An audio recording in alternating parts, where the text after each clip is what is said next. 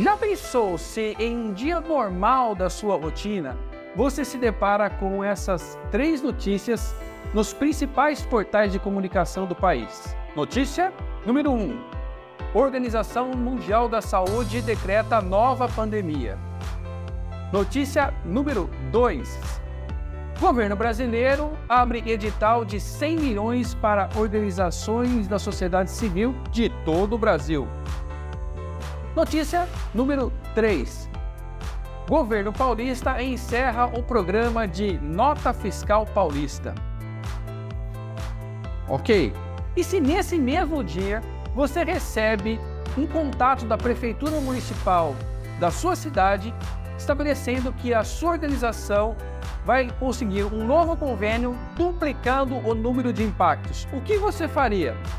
Todas essas situações podem ser possíveis ou não, mas se elas vierem a acontecer, a sua organização estaria preparada? Vem cá, sua ONG está aproveitando ao máximo os pontos fortes que ela tem e sabendo se proteger de eventuais ameaças que vêm de fora? Você sabia que existe uma ferramenta que pode mostrar o caminho do desenvolvimento sustentável para a sua organização? Fica comigo, hoje nós vamos falar sobre Matriz SWOT, o início de todo bom planejamento.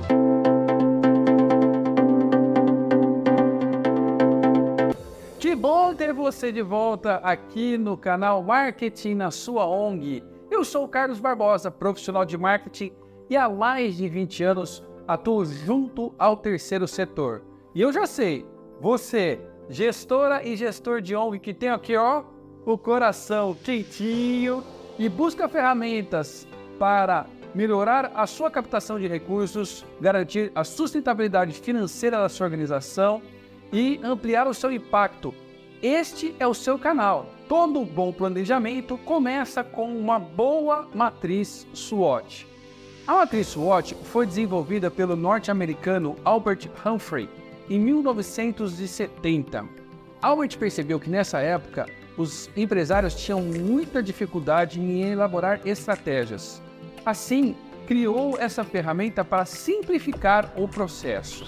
Ela se baseia na ideia de que, ao entender claramente quais são as forças e fraquezas e compreender quais são as oportunidades e ameaças, as empresas podem estar muito mais preparadas para decisões de longo prazo.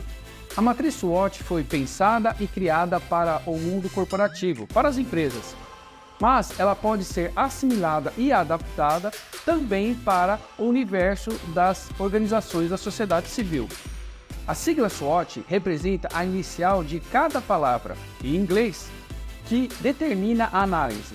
S de strengths ou força, W de weakness ou fraquezas, O de opportunities ou oportunidades e T de threats ou ameaças. Também há uma versão em português traduzida de uma forma inteligente que utilizamos para guardar mais fácil, a matriz FOFA, ou seja, F de forças, O de oportunidades, S de fraquezas e A de ameaças. Então, quando a matriz SWOT está formada, nós notamos que na parte superior é tudo que está dentro da organização e na parte inferior é tudo que está fora da organização. Na coluna da esquerda é tudo o que é positivo e que pode ser aproveitado a favor da organização e na coluna da direita é tudo que precisa ser melhorado ou evitado ou melhor trabalhado em favor da organização. Bom, mas como traçar essa matriz? Você deverá traçar 2 eixos perpendiculares que deverão se cruzar ao meio. Vão se formar 4 quadrantes. Os quadrantes superiores representam o ambiente interno das organizações, ou o microambiente. Nele estão as forças e as fraquezas. Refere-se ao conjunto de forças próximas à organização, que afetam sua capacidade de atender seus beneficiários. Ele inclui fatores que estão diretamente relacionados à organização e sobre os quais ela possui algum grau de controle ou influência. E quais são as variáveis que influenciam diretamente o comportamento das organizações? Bom, o principal pode ser considerado a relação da organização com os seus beneficiários. Depois, ela precisa observar como é a relação com os funcionários, com os apoiadores, com doadores, com voluntários e até mesmo com a concorrência. Eu já disse que concorrência é algo que não existe entre ONGs, mas observar outras ONGs e o comportamento e a performance de outras ONGs para poder aprender e melhorar a sua performance também pode ser levado em consideração. Os quadrantes inferiores representam o ambiente externo ou o macroambiente da organização. Nele estão as oportunidades e ameaças. E quais são as variáveis que influenciam diretamente as ameaças e oportunidades, ou seja, o ambiente externo das organizações? Bom, em primeiro lugar, a gente tem o meio ambiente, ou o ambiente natural. Também temos a política, a economia, as leis, a tecnologia, as mudanças demográficas e o comportamento sociocultural de cada comunidade. Tudo isso forma as variáveis que influenciam tanto em oportunidades quanto em ameaças e que, por consequência, influenciam também o ambiente interno das organizações. Para fortalecer o nosso aprendizado, vamos utilizar o exemplo de uma organização da sociedade civil brasileira de proteção ambiental. Ela tem características muito próximas a toda e qualquer organização aqui do Brasil. Vocês vão perceber que pontos fortes e pontos fracos têm muito em comum com a sua própria organização, mas por ser uma organização de proteção ambiental, ela tem características específicas no que diz respeito às ameaças e oportunidades, e que você deverá fazer a adaptação no caso da sua organização. Para o quadrante de forças. Em forças, nós vamos ter o reconhecimento da marca. Tem também parcerias estratégicas. E, por fim, também tem uma boa rede de voluntários. Percebe que o que forma esse quadrante são variáveis próximas da organização que ela pode ter o seu controle? Então, agora vamos para a avaliação das fraquezas. Em fraquezas, temos dependência de financiamento externo. Também temos recursos limitados. E, por fim, temos uma falta de diversificação de receitas. Agora vamos analisar as oportunidades e as ameaças que estão no ambiente externo, mas que influenciam fortemente a performance das organizações. Em oportunidades encontramos parcerias de financiamento, engajamento digital, a educação ambiental. Em ameaças, nós temos mudanças políticas e regulatórias. Por exemplo, organizações que se beneficiam do programa de nota fiscal. Aqui no estado de São Paulo existe o programa Nota Fiscal Paulista. Se o governo decide mudar as regras do programa Nota Fiscal Paulista, as organizações têm que estar atentas para poder se adequar rapidamente a essas mudanças. Então, uma mudança do ambiente externo, governamental, pode influenciar na organização e ela tem que estar preparada. Outro exemplo interessante de ameaça é o ambiente natural. Nós tivemos, a questão de 2 anos, nós tivemos uma pandemia. Quem poderia imaginar que uma pandemia ia deixar todo mundo em isolamento social? Provavelmente, nenhuma empresa do mundo incluiu no seu planejamento, lá em 2019, a questão da Covid-19, que viria a acontecer em 2020. Entretanto, de 2021 para 2022, havia realmente a expectativa de que tivesse mais um ano de isolamento. Então, isso deveria ser muito bem observado no planejamento para que as alternativas de arrecadação fossem viáveis para conseguir suprir as necessidades financeiras de cada organização. Outro ponto que pode ser uma ameaça é a concorrência por recursos. E, por último, desastres ambientais.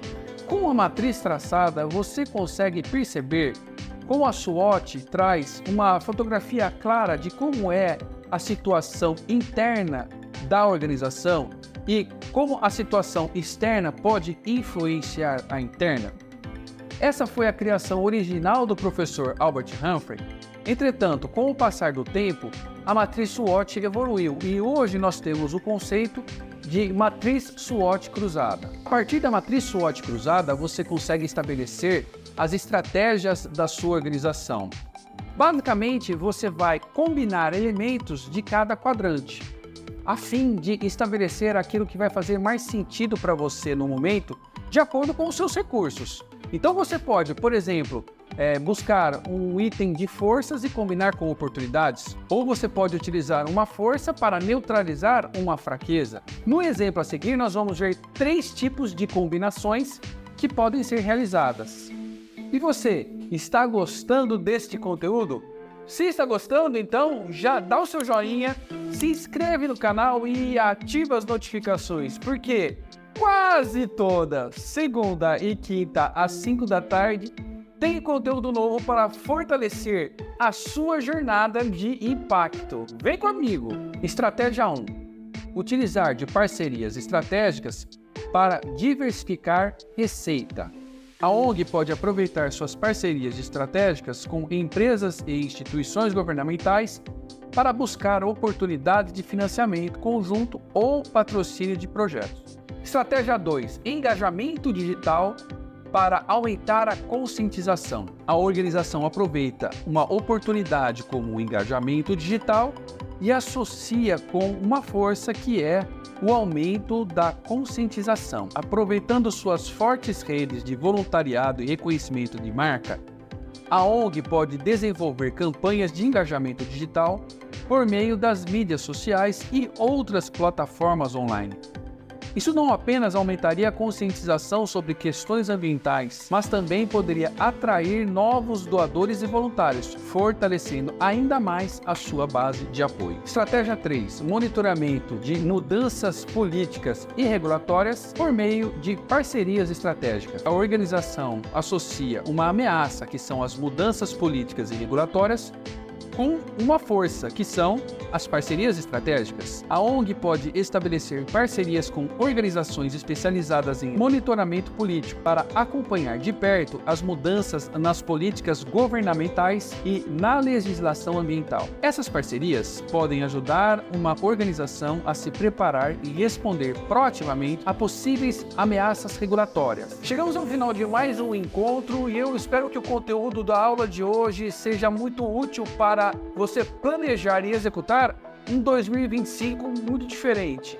Já agende a próxima reunião para você fazer a análise SWOT da sua organização. E lembre-se, o propósito que move a sua organização está dentro de você, mas os recursos estão onde?